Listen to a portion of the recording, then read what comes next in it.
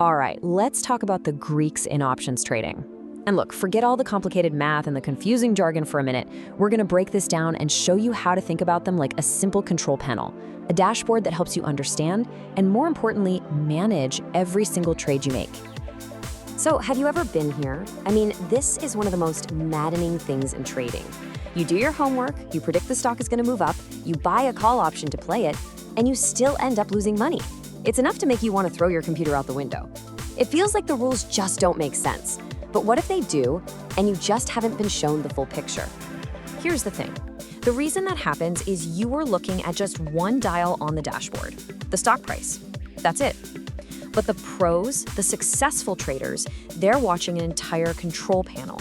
And that panel, that's the Greeks. Each one is a different gauge telling you about a totally different force that's pushing and pulling on your options price. So let's start with the first and maybe the most relentless gauge on our panel, theta. If you're buying options, this is the one that is always working against you 24/7. Think of theta like this. It's the daily rent you have to pay to hold on to your option. Every single day that passes, whether the market is open or closed, a little piece of your options value just disappears. It decays. That's because options have a finite lifespan. They are, by definition, wasting assets. And this quote just nails it, doesn't it? It perfectly captures that sense of urgency. This isn't some slow, gentle leak. It's a full-on countdown clock. And the closer that clock gets to zero, the expiration date, the faster that decay starts to happen. And you can see it right here. This chart just lays it all out. When an option has, say, 3 months left, that time decay is pretty slow, pretty manageable. But look what happens when you get into that final month. And then, oh man, that final week, the rate of decay just goes parabolic. It accelerates like crazy. That time value literally evaporates into thin air, which is exactly why holding a losing option into its final days is so incredibly dangerous. Okay, so now that we get the whole ticking clock thing, let's look at the engine of the car. We're going to talk about delta and gamma, and you can think of these as your speedometer and your accelerator. They tell you exactly how your option is going to react when the stock itself makes a move. Delta is pretty straightforward. It's your speedometer. It tells you how much your option's price is expected to change for every single $1 move in the stock. So if your option has a delta of 0.50, that means for every dollar the stock goes up, your option's value should go up by about 50 cents. Simple as that. So let's look at a quick comparison. An at-the-money option, that's one where the strike price is really close to the stock's current price, it usually has a delta right around 0.50, so it captures about half of the stock's move. But now look at a deep in-the-money option. The stock price is already blown past your target. Well, that option starts to behave almost exactly like the stock itself. It gets a delta close to 1.00 and it captures pretty much the entire dollar-for-dollar move. Okay, let's see this in action.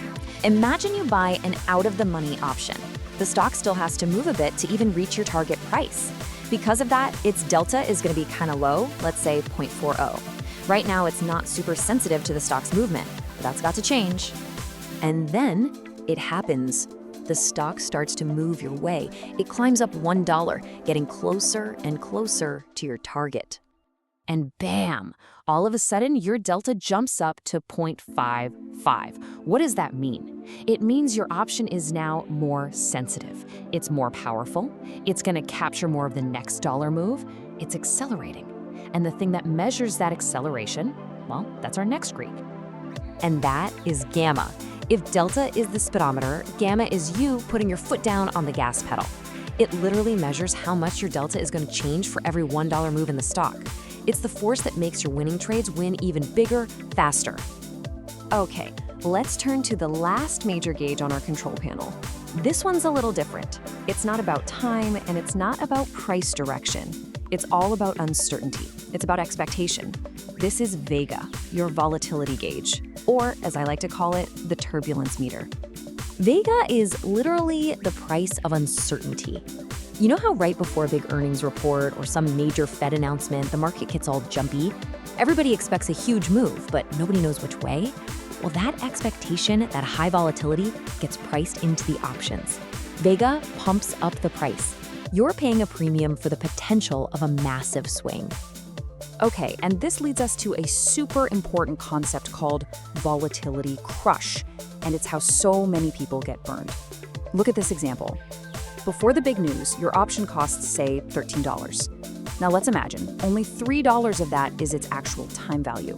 The other $10 is pure Vega. It's just the price of potential. Then the news comes out, and hey, you were right. The stock jumps $10. But you look at your option, and it's still worth about $13. What on earth happened? Well, the uncertainty is gone. It vanished.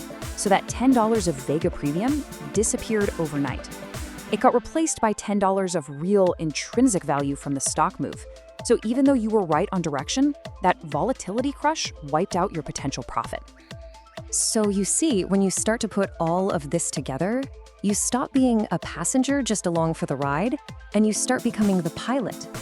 Mastering this control panel is all about understanding how these different forces are constantly interacting with each other. So let's lock this in one more time. Theta, that's the countdown clock always ticking against you. Delta, that's your speedometer, showing how connected you are to the stock's price right now. Gamma, that's your accelerator, making your speedometer move faster when you're right. And Vega, that's your turbulence meter, pricing in all the market's fear and excitement about what might happen. So the real question I want to leave you with is this. Successful trading isn't just about being right on a stock's direction. It's about managing time, velocity, acceleration, and turbulence. It's about actually understanding every single gauge on the dashboard. So, are you ready to move beyond just making simple bets and start reading the whole control panel?